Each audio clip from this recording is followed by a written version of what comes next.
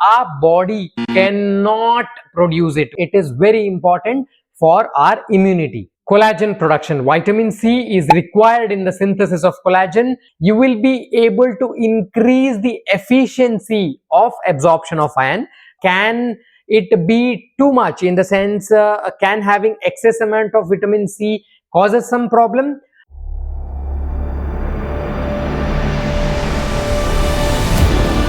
Hello everyone. So today let's discuss in detail about one of the most important micronutrient which our body requires, that is vitamin C. I am sure all of you must have heard so many things about vitamin C, it being very important for immunity. But trust me, there is much more to it than just immunity.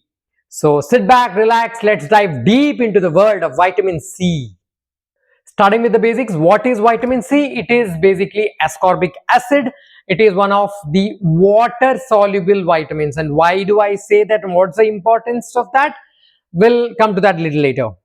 And another very important thing about vitamin C is our body cannot produce it, which means it has to be given through the food or through the supplements. As I told previously, there are so many functions which require vitamin C in our body. So let's look at each of that in detail. So what exactly does vitamin C do, or what are the functions of vitamin C? So let's start with something which everybody is familiar with, that is, it is very important for our immunity. There are obviously different ways how it boosts our immune system.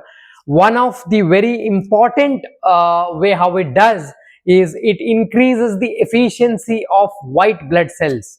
There is something called as chemotaxis, which basically means that these white blood cells move to the site where the the offending organism is, whether it is bacteria, virus, whatever it is. So that requires vitamin C. Along with that, it is also a very important antioxidant.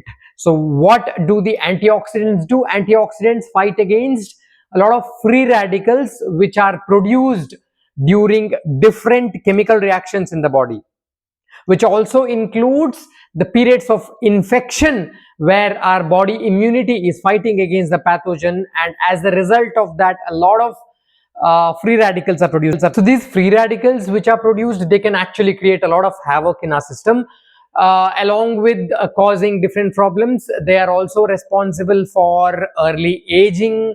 They are sometimes can be responsible for the initiation of some kind of cancers. So it's very important to have a balance between the free radicals which are produced and something which neutralizes these, that is antioxidants. So vitamin C is a very important antioxidant along with other nutrients, other compounds as well. But vitamin C has a major role as an antioxidant which will help us in different ways. Collagen production. Vitamin C is required in the synthesis of collagen, which can be considered as one of its major role. Now, what is collagen? Collagen is something which is required in different parts of the body. It is required in skin, it is required in tendons, ligaments. Now obviously the next question is, what is a tendon? So I'll tell you what a tendon is. You have the muscle, right? The muscle has to get attached to the bone, where it arises from a certain part of the bone and then it gets attached to another part of the bone. And when the muscles contract, there is a movement at the joints, and that is how externally we see the movements. Now how does the muscle get attached to the bone? The muscle gets attached to the bone through a long I should say a rope like structure, which are called as tendons, and collagen is a very important part of tendons. So the next thing I told was ligaments. Collagen is also very important for ligaments. What are ligaments? I told you tendons basically connect muscle and bone. Ligaments basically connect the two bones. So at the joints where the two bones basically have to form a joint, there are multiple ligaments which hold these two bones together and form the complex structure of the joints. So I am very sure you must have heard so many things about ligament injury, whether it is an ankle, shoulder, knee, etc. So even these ligaments require collagen, which in turn requires good amount of vitamin C. Collagen also forms a very important part of the walls of the blood vessels. Blood vessels which carry blood to different parts of the body. Obviously, their wall is a complex structure which, depending on different stimulus, they can increase or decrease their diameter. So this complex structure of the blood vessel is also contributed by collagen. Collagen basically forms a very important part of the blood vessels. Wound healing. This again is a very important function of vitamin C, to the extent that a lot of surgeons during the period of recovery, when the wound is healing, they give additional vitamin C supplements. How does it help? Again, because of collagen. Collagen is very essential for wound healing, and less of collagen will mean problems in wound healing in the form of not healing properly or delayed healing, chances of infection, etc. So vitamin C forms a very important part of wound healing, whatever the wound may be, whether it is a surgical wound or the wound related to some trauma or whatever it is, but the healing definitely requires vitamin C. Another interesting function of vitamin C is that it helps in the absorption of iron. Well, if you didn't understand this technical jargon, let me tell it in simple words. For a human being to get iron, there are two sources. One is the animal source, which is actually bound to the protein that is called as the heme iron, and the plant source, which is called as the non-heme iron. So obviously the vegetarians are dependent fully on non-heme iron. So this non-heme iron, when you eat it, when it reaches the stomach, its absorption in the stomach is affected by a lot of other foodstuffs which you eat at the same time. So there are few foodstuffs which, if eaten along, will decrease the absorption of iron, while there are a few foodstuffs which, if eaten along, will increase the absorption of iron. So vitamin C helps in increasing the absorption of iron. So if you're taking food which is rich in iron, and if you're deficient on iron, and if you also take vitamin C along with that, you will be able to increase the efficiency of absorption of iron, so that more and more iron can get absorbed. At the same time, obviously, there are a few compounds which will decrease the absorption of iron, like calcium or phytates. Like for example, they say that don't drink too much of tea. Well, even though it is not fully correct, what happens is, if you take your source of iron along with the tea, that will decrease the absorption of iron, so that the chances of developing iron deficiency increases. So anyway, coming back to the topic, having vitamin C along with that will increase the absorption of iron, and will decrease the chances of you developing iron deficiency anemia. And if you notice, among the different iron tablets, one of the formulation is called as ferrous ascorbate, which is basically they are combining with ascorbic acid, which is vitamin C, so that the absorption increases and you get maximum benefit of ingesting that tablet. Okay, so we discussed about the function. So we are very much aware that vitamin C is very important to our body. So obviously the next question is that how can we get vitamin C, or what are the food substances which are rich in vitamin C? I am sure the first thing that comes to your mind is orange or maybe amla. But trust me, there are so many other foodstuffs which are probably as good or even better sources of vitamin C. So let's look at the foodstuffs which are very rich in vitamin C.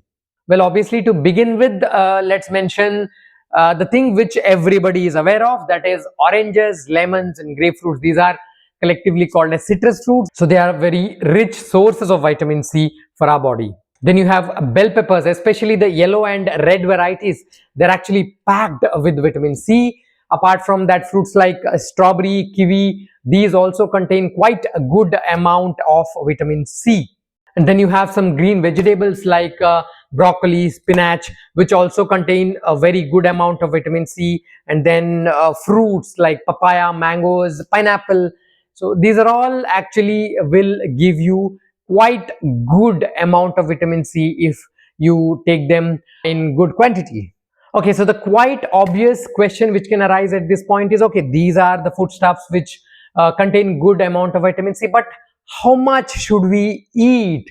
So does it mean that we should eat all these things every day? Not at all. So we need to understand the daily requirement of vitamin C. An average male usually requires about 90 milligram per day, while an average female requires about 75 milligram per day. But if you're pregnant, or if you're a growing child, or if you have some wound healing going on, then probably obviously your vitamin C requirement will increase. Now another important question is that this say 90 milligrams of vitamin C will mean how much of these foodstuffs which I mentioned previously. So your 90 milligram of vitamin C can easily be obtained with one medium to large size orange or a cup of broccoli, etc. So as you can imagine, it is very easy to get the dietary requirement of vitamin C. So you just need to fill your plate with some fruits and vegetables, and in fact it is very difficult to develop vitamin C deficiency. So the next question is that who can develop vitamin C deficiency? If someone's diet is severely affected because of multiple reasons, whether they are not able to eat these things, whether they're not able to absorb these things because of some intestinal issues, or because of severe poverty, that they are not able to afford these foods, then yes, people can develop vitamin C deficiency. Vitamin C deficiency causes a disease called as scurvy. As I told previously, it is very rare nowadays because of the ample availability of the foodstuffs which are rich in vitamin C and improvement of the overall quality of life. But if somebody has scurvy, these are the symptoms which he or she will have. Quite obvious, joint pains because it affects the ligaments and tendons, easy bleeding from the gums, then they can have delayed wound healing, quite obvious, easy fatigability, and obviously, as I told previously, if there is deficiency of vitamin C, it can also affect the absorption of iron, so they can secondarily have iron deficiency anemia as well. So how do we deal with vitamin C deficiency? It's very simple. Have a lot of vitamin C rich food. So can we take supplements? Yes, of course we can take supplements. Vitamin C is very readily available in the form of tablets, most of the time a chewable tablet. But as much as possible, it is always better to get it from the natural dietary food than a supplement. But however, there is no harm in having the vitamin C supplements in the form of tablets. And can it be too much, in the sense can having excess amount of vitamin C causes some problem? Well, most of the time no, because as I mentioned previously, it is a water soluble vitamin, and any excess of vitamin C will be washed out by our body through the urine. However, very rarely, say an intake of more than 2000 milligram per day can cause some problems, in the sense stomach cramps, diarrhea, vomiting, etc. But usually nothing major, as I told, because it is luckily a water soluble vitamin, and any excess will be easily washed out of our body through the urine. Okay, so let's quickly recap whatever we learned. What is vitamin C? It is a water soluble vitamin. Where is it important? It is important in the production of collagen. It is important in our immunity. It is important in absorption of iron. It is important as a necessary antioxidant to our body. How do we get it? It is available in most of the foodstuffs around, most of the fruits and vegetables, that I should say, and it is very rare to have vitamin C deficiency. What to do if there is vitamin C deficiency? Just have excess of vitamin C, either through the food sources preferably, or through vitamin C supplements. Can you have too much of it? Will you have any problem of having excess of vitamin C? Usually no, because it is a water soluble vitamin and any excess will be washed out of the body. So these were a few things about a very important vitamin, that is vitamin C. I hope you learned something new. I hope this video was informative to you. If so, give it a thumbs up and share it with your friends and family. And for more such informative videos, subscribe to this channel. Thank you for watching.